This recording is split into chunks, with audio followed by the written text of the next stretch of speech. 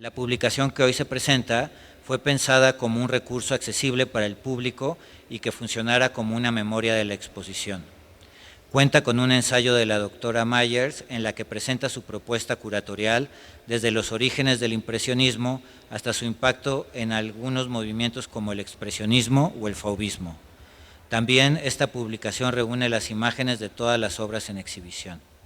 Este proyecto editorial es un recurso idóneo para todas aquellas personas que, además de conservar la memoria de esta muestra, buscan un medio pedagógico para acercarse a la historia y los artistas asociados con el impresionismo. El éxito de esta publicación ha sido contundente y su primera edición está cerca de agotarse.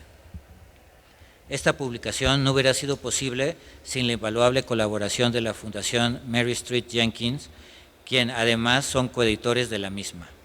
Este año se cumple una década de esta afortunada relación entre la Fundación Mary Street Jenkins y el Museo del Palacio de Bellas Artes. Gracias a su apoyo y a su generosidad, esta institución ha podido imprimir casi 70 publicaciones, en lo que sin duda es una de las más notables y perdurables colaboraciones con las que goza el Museo del Palacio de Bellas Artes, y que no solo ha beneficiado al museo, sino a todo el ecosistema del arte y la cultura al hacer posibles productos editoriales relevantes que nutren y enriquecen la bibliografía y las discusiones sobre el arte nacional e internacional. Muchas gracias por su invaluable apoyo a la Fundación Mary Street Jenkins, su presidente Juan Carlos Jenkins de Landa y a su directora de comunicación Alejandra Lerdo de Tejada. Finalmente me gustaría agradecer a la maestra Becca Duncan y al maestro Jaime Moreno Villarreal, uno de los más notables críticos de arte de nuestro país, su presencia para la presentación de este producto editorial. Y les dejo con Alejandra Lerdo de Tejada, directora de comunicación de la Fundación Mary Street Jenkins. Hola, muy buenas tardes a todos. Beca, Jaime, Mariana, muchas gracias por recibirme el día de hoy aquí. Y bueno, en representación de la Fundación Jenkins, les doy a todos la bienvenida. Como bien decía Daniel, desde hace 10 años hemos venido construyendo una alianza que ha sido increíblemente fructífera.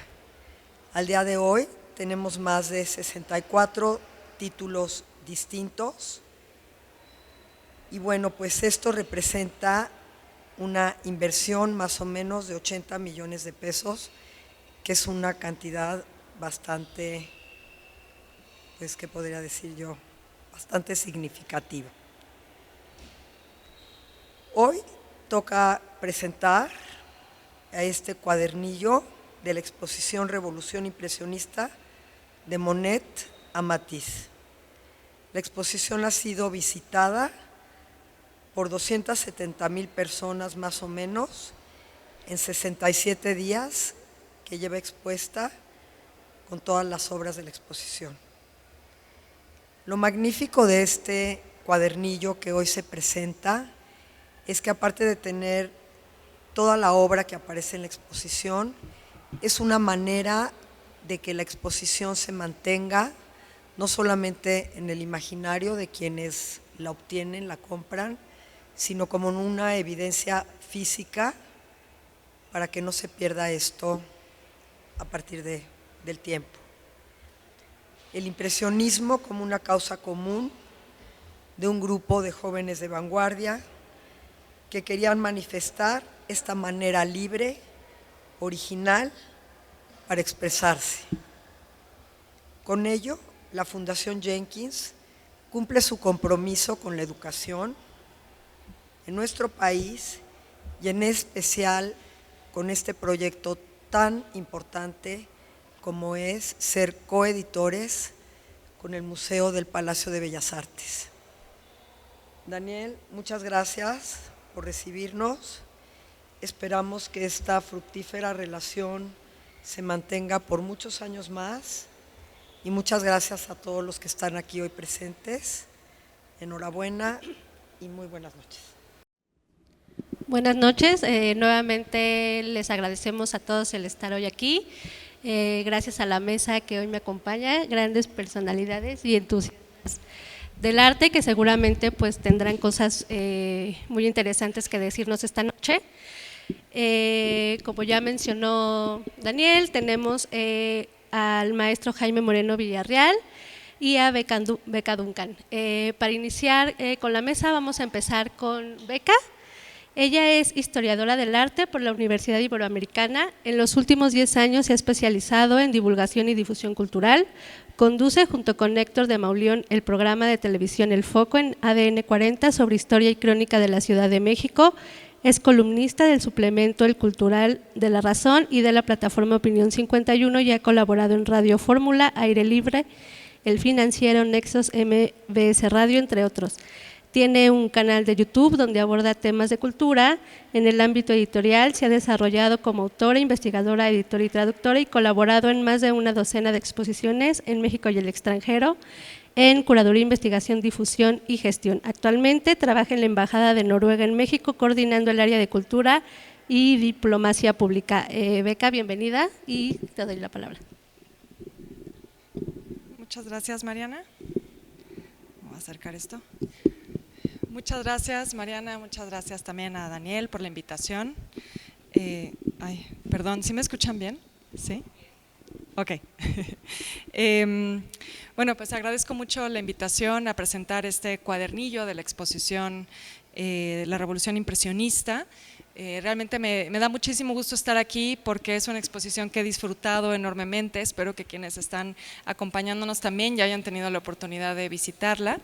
Y me gustaría iniciar haciendo eco de una de las cosas que mencionó Daniel en sus palabras de bienvenida sobre el enfoque pedagógico que tiene este cuadernillo, que es algo que me gustó mucho desde que lo empecé a hojear. Se antoja casi como una guía para acompañarte a lo largo de tu recorrido por la exposición. Es un material pues muy accesible para el público en muchos sentidos, cosa que celebro porque a menudo los catálogos de exposiciones tienden a ser pues cosas un poco de entrada pesadas en el formato, difíciles de cargar, difíciles de hojear, de revisar. Y bueno, esto también creo que es muy accesible para el público que visita, como algo que se puede llevar de la exposición consigo. Y bueno, eso también es algo que se agradece de estos esfuerzos. También tengo que decir que, hablando del formato del cuadernillo, pues también se agradece que tenga este enfoque divulgativo. Me parece que los textos son un gran acierto desde esa perspectiva. Creo que lo que hacen es traducir para el público conceptos sin nada de ornamentación adicional, ¿no? Ser lo más didáctico posible. Algo que también creo que la exposición hace muy bien. La exposición me parece que la curaduría es un acompañamiento muy interesante para el público que quizá no sea especializado, pero incluso para quienes tenemos algo de bagaje sobre el impresionismo, nos dan ciertas coordenadas para navegar por la historia del impresionismo de una manera que también creo que es un gran ejercicio de divulgación, que me parece que es lo que debería hacer la curaduría ante todo. Entonces esto también creo que es digno de reconocerse.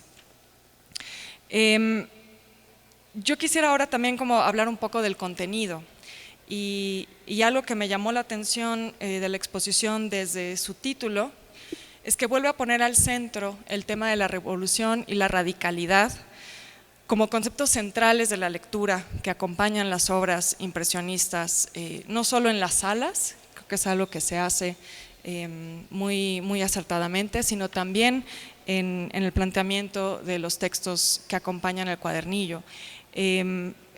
Plantea desde el título esta idea de la revolución, que me gusta mucho, que se retoma de una caricatura política, que precisamente lo que nos demuestra es que el impresionismo, aunque ahora nos parece un movimiento artístico bonito ante todo, ¿no? Que pareciera que es inocuo, que es neutral, que simplemente son imágenes bellas de la cotidianidad, pues en realidad tiene un trasfondo contracultural.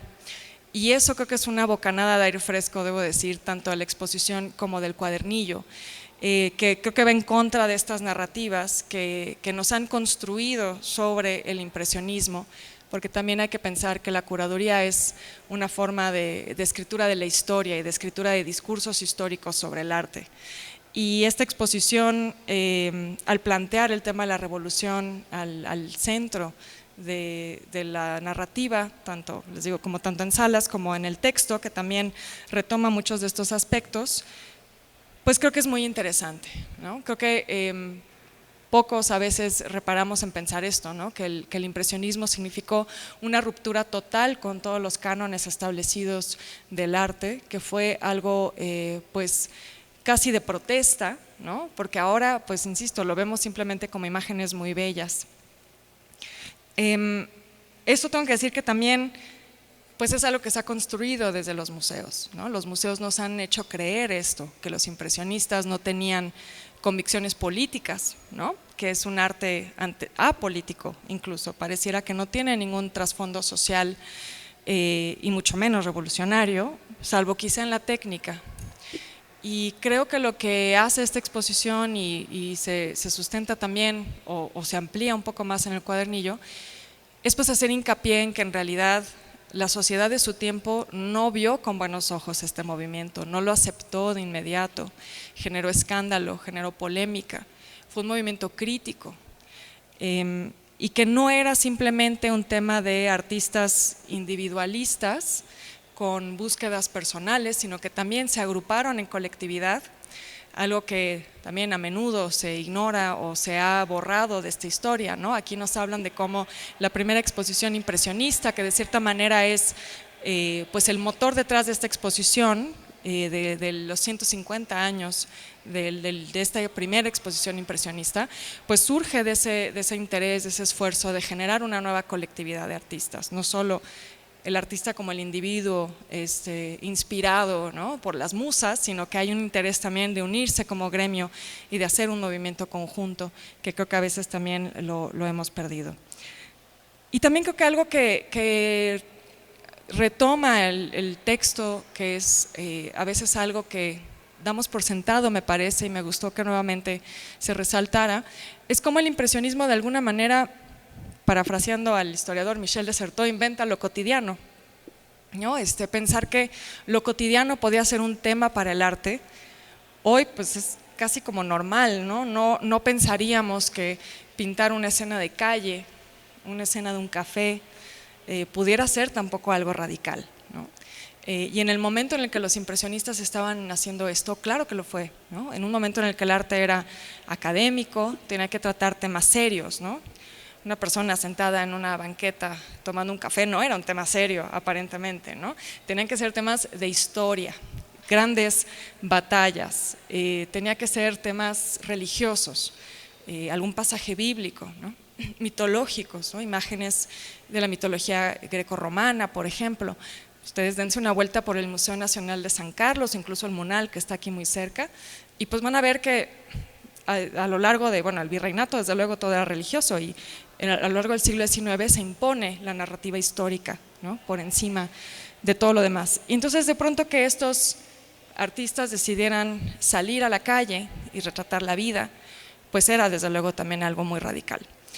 Y aquí creo que me gustaría retomar algo que me ha estado también como dando vueltas en la cabeza a partir de la lectura del cuadernillo, que es una idea del historiador del arte T.J. Clark. T.J. Clark, en un libro maravilloso que les recomiendo mucho que se llama La pintura de la vida moderna, habla del impresionismo como un movimiento que no era apolítico, nuevamente como nos lo han querido mostrar, sino que lo que realmente representaba eran las tensiones de clase.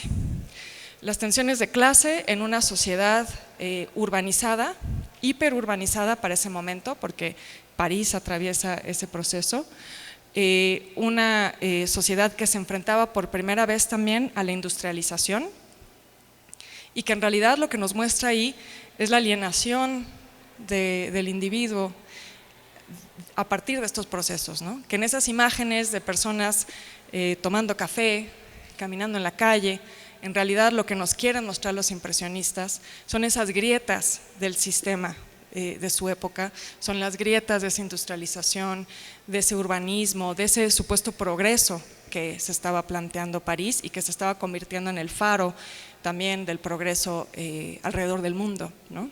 Entonces creo que algunas de estas cosas de alguna manera están evocadas en este texto del cuadernillo, que como decía al inicio creo que ayudan a guiar la mirada a la hora de observar estos cuadros y verlos como más que solo lo que nos muestra la superficie, ¿no? Más que bodegones, más que escenas de campo, sino tratar de plantearnos lo que significó esta sacudida que dio el impresionismo al mundo del arte, pero a la sociedad europea en un sentido más amplio. Y creo que concluiría un poco para no seguirme, porque yo me puedo seguir horas y horas, es que también creo que hace muy bien la exposición en expandir un poco nuestra noción del impresionismo hacia los movimientos de vanguardia. Creo que eso también es algo muy, muy interesante, plantear el impresionismo casi como una proto-vanguardia, como un movimiento que se anticipa a eso, o que al menos pone las bases sobre las cuales se puede construir pues ese otro momento de radicalidad artística que son las vanguardias del siglo XX, ¿no? Y cómo de alguna manera el impresionismo pone esa primera semilla para que puedan surgir todos esos movimientos que no solo juegan con lo plástico, con las formas del arte. Creo que, por ejemplo, terminar con la exposición con Mondrian es el mejor colofón en ese sentido, ¿no? Saber de dónde viene Mondrian, creo que ya de entrada nos abre mucho la mirada hacia otras cosas. Pero me parece que eso también es muy, muy interesante, que está presente en el cuadernillo, desde luego, y se ve en salas. Que es pues esta idea de que el impresionismo de alguna manera sigue teniendo eco incluso en nuestra época contemporánea, y eso también me parece que es algo muy, muy interesante que ofrecerle al público, como estos procesos de la historia no son siempre lineales, y que a veces pues desde el presente tenemos todavía mucho que ver hacia ese pasado. Pero bueno, no me quiero extender, y también creo que necesitamos dar espacio para las intervenciones del público. Entonces, pues Jaime, yo dejaría estas primeras reflexiones sobre la mesa para platicar. Ok, gracias. Gracias, Beca. Bueno, pues sí, efectivamente voy a darle la palabra ahora al maestro Jaime Moreno Villarreal. Él es escritor literario interesado en artes plásticas, ha publicado ensayos en más de 150 catálogos de exposiciones en México y el extranjero. Entre sus libros destacan Lilia Carrillo, La constelación secreta, y Frida Kahlo en París, 1939. La cultura francesa ha sido una de sus áreas de interés. Como traductor literario ha vertido al español libros de Stéphane Mallarmé, Marcel Schwab y Roland Barthes. Fue agregado cultural de la Embajada de México en Francia y ha fungido como co-curador en 2 exposiciones internacionales de tema francés presentadas en la Ciudad de México. Una de ellas fue El placer y el orden, obras maestras del Museo de Orsay en el Munal, y El París de Modigliani y sus contemporáneos en este mismo museo del Palacio de Bellas Artes. Adelante, Jaime. Gracias Mariana. Qué gusto volver aquí a las áreas de este maravilloso museo. Quiero agradecerle a su director Daniel Garza y a la Fundación Jenkins esta invitación para hablar de una exposición extraordinaria. Coincido con Beca y con 250,000 personas. Yo preguntaría por principio, ¿ya la vieron todos? Sí. Bueno. Entonces, me siento así un poco más a gusto para dar mis apreciaciones. Al entrar a una exposición, uno suele enfrentarse a una decisión muy importante de curaduría y museografía. Es decir, ¿qué obras nos van a recibir? ¿Sí? Y es una decisión importante porque si no están bien escogidas, puede ser un poco decepcionante la entrada. En este caso, ustedes recordarán, son 2 obras que tienen una cromática muy semejante, una es de Monet y otra es de Pizarro.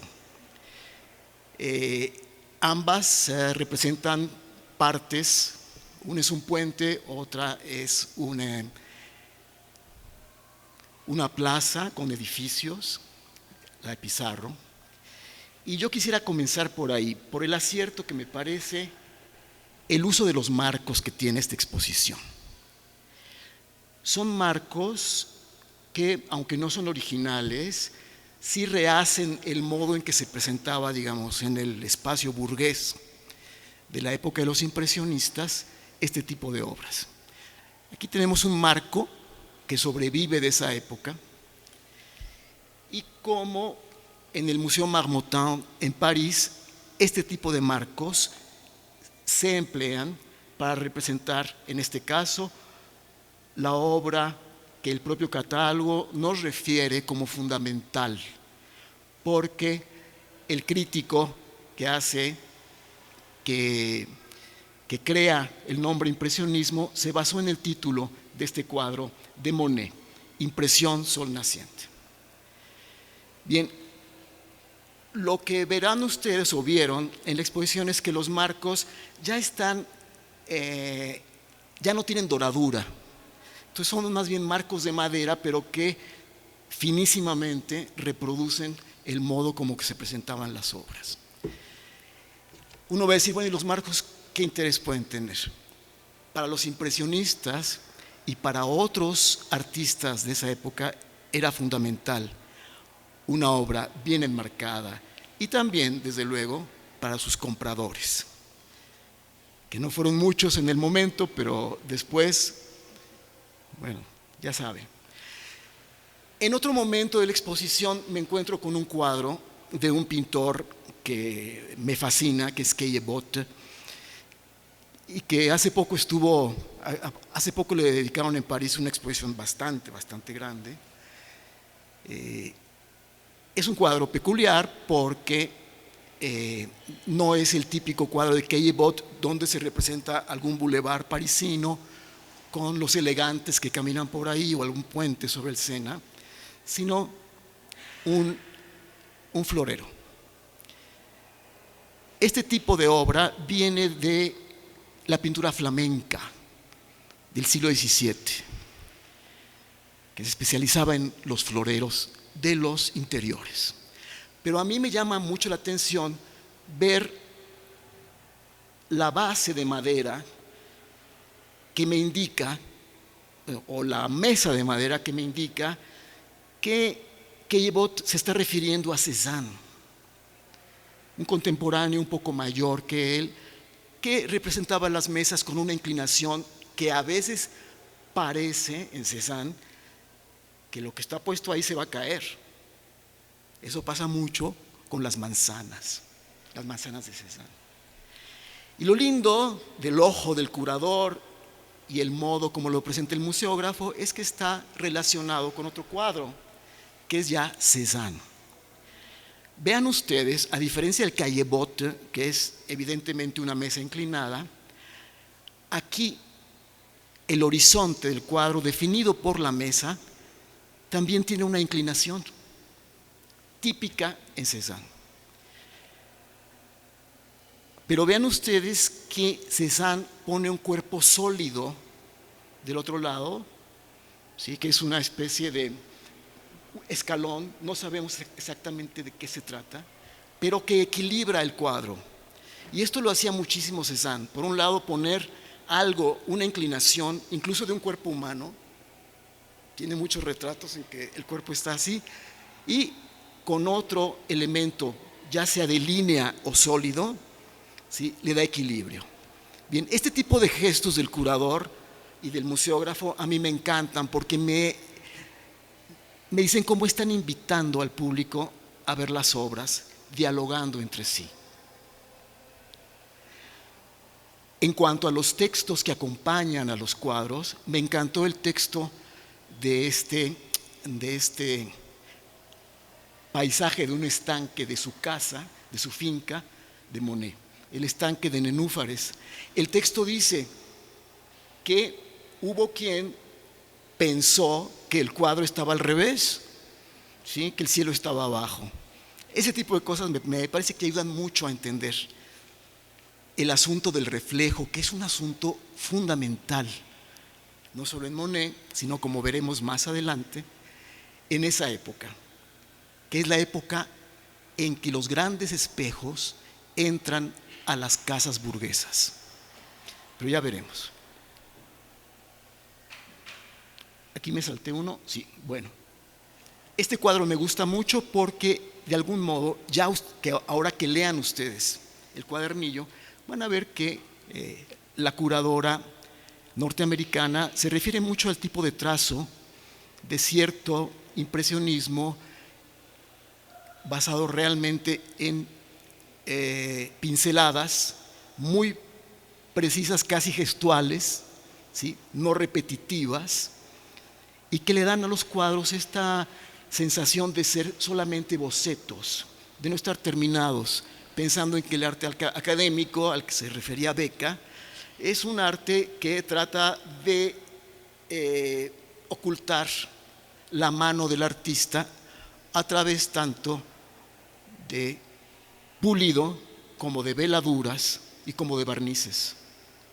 Entonces vean aquí se ve la mano de esta gran artista Berthe Morisot. La pregunta: ¿revolución impresionista realmente se trata de una revolución? Beca mencionó a DJ Clark, que es uno de los críticos que han puesto el acento sobre el problema de llamarle al impresionismo revolucionario. El impresionismo es un movimiento que se le llama revolucionario realmente por haber sido su contexto la República Francesa, la Tercera República. Es decir, el impresionismo surge en la época de la caída del Segundo Imperio de Luis Napoleón Bonaparte, que es la época del triunfo de la academia, del arte académico en Francia. Beca se refirió a una caricatura padrísima que está en el catálogo, donde un par de visitantes como nosotros al museo se preguntan, bueno, ¿qué es esto?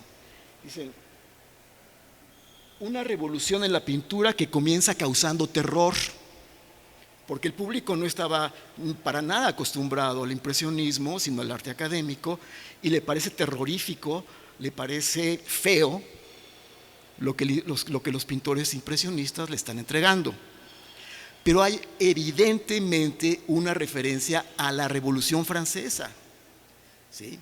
Al año que se llama el año del terror. Porque ahí sí, Robespierre agarró en contra de cualquier disidencia a cortar cabezas, ¿sí? No solo la del rey, sino la de cualquier persona que pudiera ser sospechosa de no estar a favor de la revolución. Fue una carnicería y a esa época se le llama la época del terror. Y por eso esta caricatura habla de una revolución que incluye terror.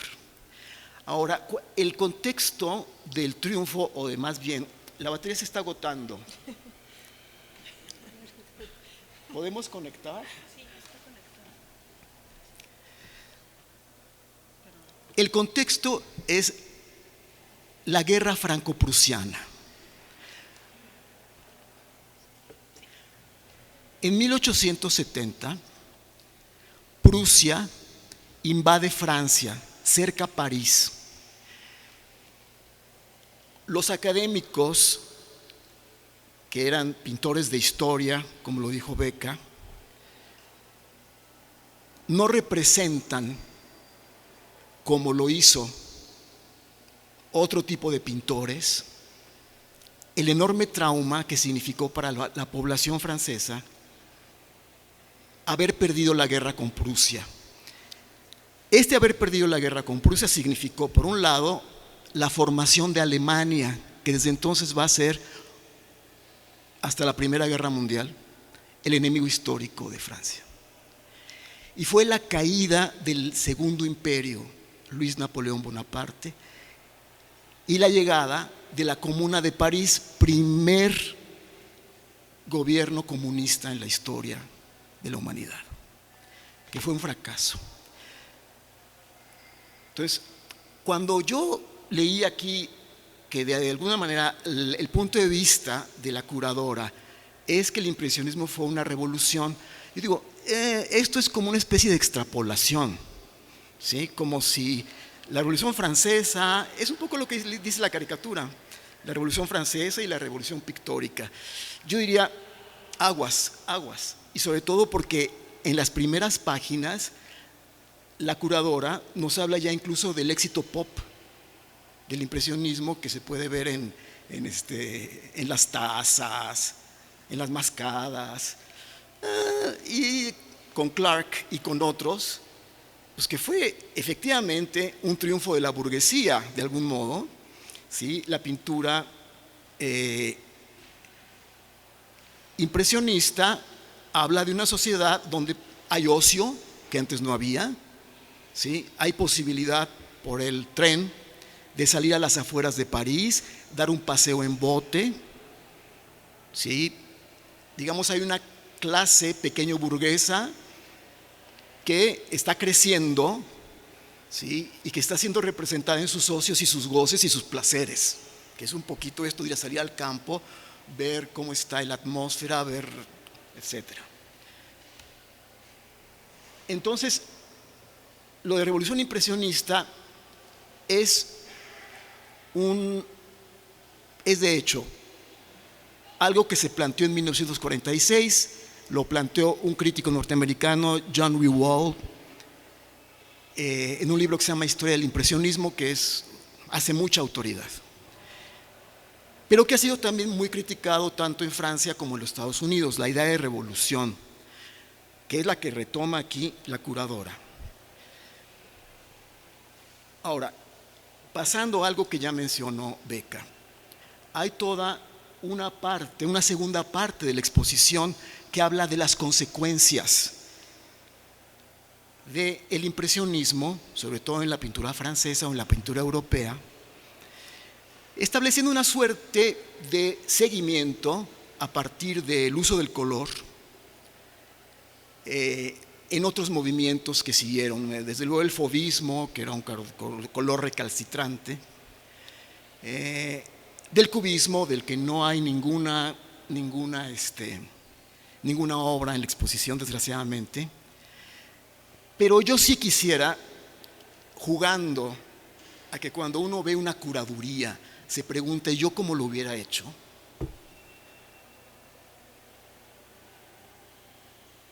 Yo jugaría, en lugar de poner este tipo de obras en seguimiento a lo que fue la revolución, decir, bueno, esto que es una obra simbolista, ese es el movimiento al que pertenece, es absolutamente contemporánea del impresionismo. Surge el simbolismo en 1870. Y vean ustedes que este cuadro, uno puede decir, bueno, sí, hay un uso del color, yo diría que es un color muy poco natural. Hago un paréntesis, sin fotografía no habría impresionismo. De repente surge la fotografía y entonces los realistas dicen, caramba, pues ya nos comieron el mandado, ¿sí? Y los impresionistas dicen, bueno, vamos a estudiar la luz, que es lo que hace la fotografía, pero también lo que capta el ojo. Y además, con el provecho que nos puede dar a los pintores el uso del color, porque la fotografía todavía no llegaba al uso del color. Bien, vean ustedes este cuadro, se llama Iniciación al estudio, dos mujeres.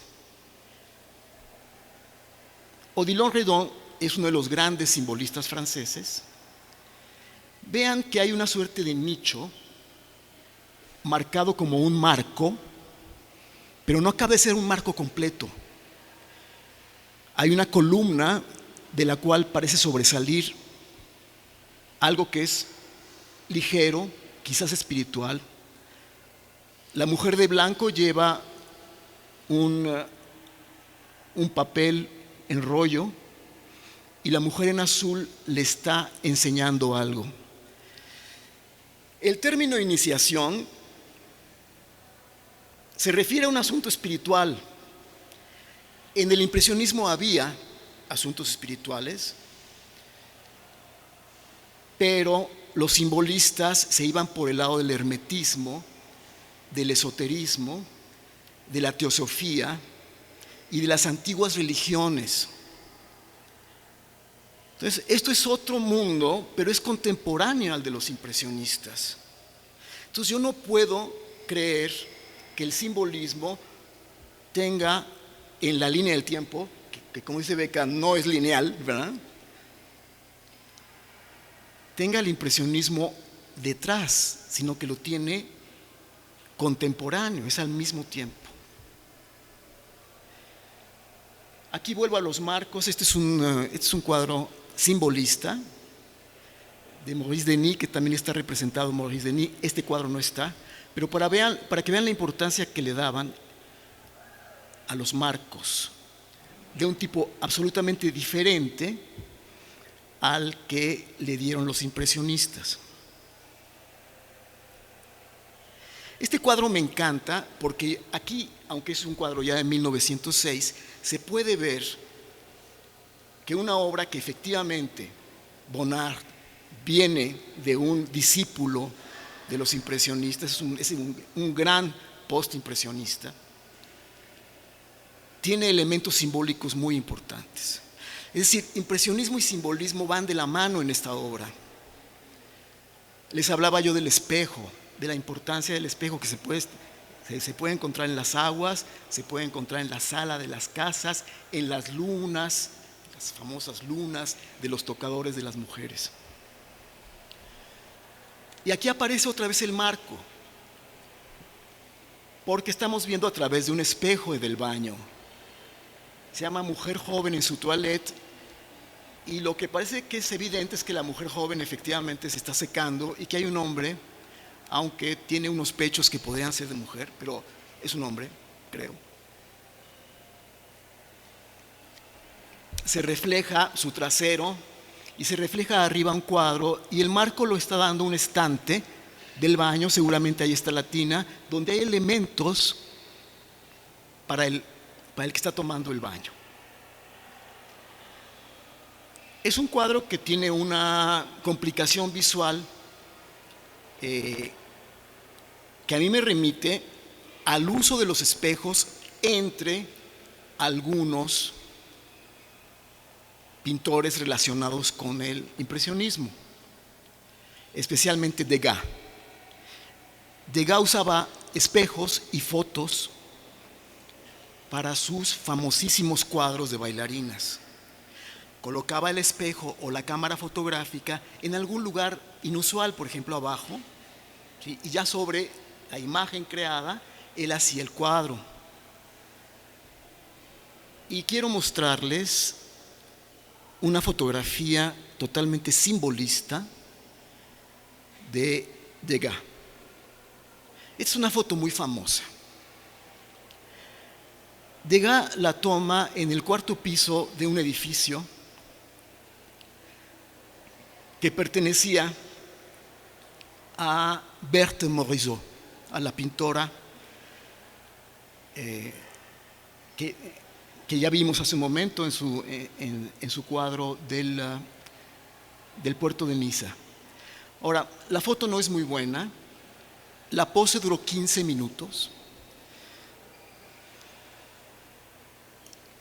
Los sujetos son sentado Renoir, el pintor, y de pie Mallarmé, el gran poeta simbolista. Se ven dos cabecitas, son la esposa y la hija sentadas ahí en el espejo de Mallarmé, y la figura de Degas tomando la foto. En esta habitación, en este salón, muy al gusto de la época, se ponía un espejo grande. Estos espejos no existían antes. Tener un espejo era un objeto de gran lujo. El espejo industrial surge en los años 20 del siglo XIX. Entonces, las habitaciones burguesas empiezan a poner sobre las chimeneas grandes espejos, pero también espejos encontrados. Del otro lado de la sala se pone un espejo, y lo que ven ustedes en la parte superior izquierda, ¿sí?, es como el espejo enfrentado va dando la impresión de una puesta en abismo, ¿sí? Lo hemos vivido ya, cualquiera lo ha vivido ante dos espejos encontrados, ¿sí? Pero este es un símbolo del simbolismo de Mallarmé, ¿sí? Mallarmé habla de los espejos encontrados. Entonces, aquí a lo que yo quiero ir es que los artistas y los poetas tenían cierta connivencia, cierta complicidad. Cuando un pintor de la época dice que la pintura impresionista es simplemente poner colores uno junto al otro, Mallarmé decía, hacer un poema simplemente es echar palabras y después unirlas por oraciones. Lo fundamental del simbolismo, según Mallarmé, era no presentar las cosas en el poema de un modo directo, sino siempre aludir a ellas sin nombrarlas. No nombrar, por ejemplo, el paraguas, no nombrar la bicicleta, no nombrar el auto, no nombrar la carroza, sino a través de imágenes y de sonidos, provocar en la mente eso. O sea, a eso le llamaba simbolismo. Claro, Mallarmé, como los demás simbolistas, estaba bañado en esoterismo. Aquí sigue el discípulo directo de Mallarmé, Paul Valéry. Valéry se casó con la hermana de Edouard Manet, Eugénie Manet, y heredó el edificio de Berthe Morisot. Se retrata aquí, Cartier-Bresson lo retrata, junto a la foto que acabamos de ver, del juego de los espejos, pero otra vez ahora reflejándose él, ¿sí? O sea, podemos decir que Valéry fue un post-impresionista, o un post-simbolista más bien. Y vean ustedes cómo hay una conciencia entre los artistas acerca de lo que se va a representar. No son casuales. Eso me encanta de esta fotografía. Vuelvo. Ese cuadro que está arriba en el baño, ¿es un cuadro impresionista? No. Yo casi estoy seguro que es un cuadro simbolista. ¿Por qué? Gauguin, la pérdida de la virginidad. El cuerpo de una muchacha que lleva una flor arrancada en la mano, está desnuda. Hay un símbolo que es el zorro que está sobre su cuello, o la zorra, que vamos al diccionario de símbolos para ver qué significa la zorra. Puede decir la astucia, pero también puede decir el exceso y la libido. Pero más allá de eso, vamos a ver el paisaje. Este no es un paisaje impresionista. Vean ustedes el color de la tierra, es color carne. Vean ustedes las plantas, parecen hacer referencia al vello. ¿Fue una violación? ¿Cómo perdió esta mujer la virginidad? Doy otro paso más, este cuadro sí está en la exposición. El bosque de Turinga de Munch. Vean ustedes otra vez la representación de un bosque que ha sido talado como si hubiera sido violado. Eso es al menos lo que yo estoy viendo en esta encarnación, ¿sí?, de una suerte de cuerpo abierto en el bosque.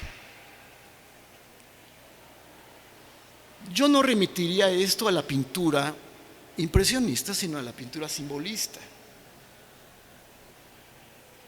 Una obra absolutamente simbolista de Paul Sérusier, quizás una de las obras más importantes de la exposición y que ha sido colocada con todo sabor, ¿sí? En un tiro de la exposición uno se acerca desde la segunda sala a esta tercera sala y ven ustedes, hay personajes espirituales, hay un evidente japonismo en este cuadro. Del japonismo nos habla un poquito la curadora, aunque nada más hay una referencia a los símbolos y no al simbolismo. Sérusier fue alguien que estuvo muy cerca de Gauguin y que formó parte de un grupo que se llamó los un grupo de pintores, los Navis, que eran teósofos. Yo no sabría interpretar este cuadro, pero evidentemente hay un factor espiritual que no me remite para nada al impresionismo, sino al simbolismo. Piet Mondrian, que ese sí fue súper esotérico toda su vida. Los colores aquí, a lo mejor uno esforzándose dice, bueno, pues sí, aquí viene el impresionismo detrás, pero hay que ver nada más el famosísimo cuadro de la Isla de los Muertos de Brooklyn. Cuadros simbolistas si los hay.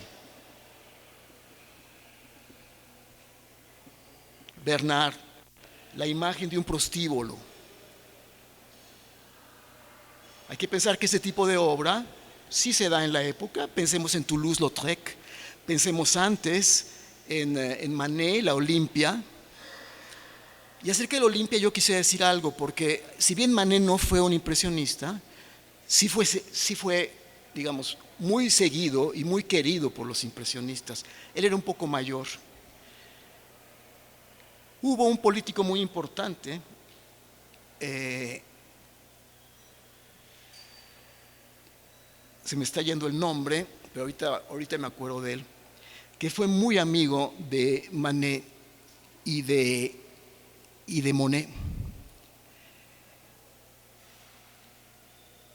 y que fue el que logró que la Olimpia, una vez que moría Manet, se llevara a las colecciones del gobierno y actualmente forma parte de las colecciones del Louvre.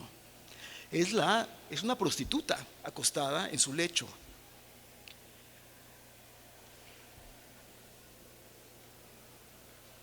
Pero si yo veo un cuadro de estos, lo puedo relacionar con la pintura francesa, sí, con el impresionismo, pero caramba, así como el cuadro anterior tiene que ver con el japonismo, ese tiene que ver evidentemente con el orientalismo, que es un movimiento de esa época, incluso es un poco anterior y está muy olvidado porque se considera un poco lo que llaman los franceses art pompier, que es, o sea, literalmente arte bombero, ¿no? Porque usaban los tocados de los bomberos para representar a los dioses. En fin, esta obra, que está ya al final de la exposición, de Jolensky, para mí, que es la primera vez que se exhibe un cuadro de este importantísimo pintor ruso. Aquí yo veo a Mondrian, pero Jolensky parte de los iconos rusos. Toda su vida representó rostros. Yo ya no veo aquí, en esta etapa, al Jolensky que trabajaba sobre iconos, ¿sí? Yo veo al Jolensky que trabajaba sobre máscaras africanas, que es todo un capítulo. Ya no pensemos en Picasso, ¿verdad? Todos los cubistas. Entonces, hay, digamos, ciertos cabos sueltos en la exposición que a mí me gustaría haber llenado. Y sí, a lo mejor es un poco excesivo decir cuál es la exposición que a mí me hubiera gustado hacer, pero yo le recomendaría al Museo de Dallas, ya que tiene estas obras, que haga la exposición simbolismo, impresionismo, porque están así. Y son dos movimientos contemporáneos que duraron casi lo mismo, ¿eh? Y si me voy al fauvismo y me voy al surrealismo, pues está mucho más influido por el simbolismo, Mondrian, que por el impresionismo, desde mi punto de vista. Muchas gracias.